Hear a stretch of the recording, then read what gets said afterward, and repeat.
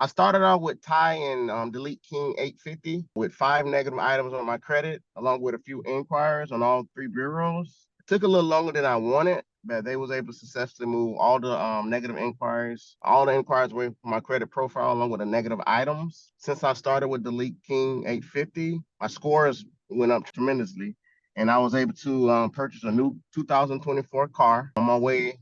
I'm in a position now in the near future, like probably within the next 60 days, I'll be applying for some business funding for the businesses and entities that I actually own. I recommend Ty and Delete Ping 850 services to anyone that I know. And I know that if I have any issues with my credit, I feel confident enough to give Ty and his team a call and able to get the stuff removed in a reasonable amount of time.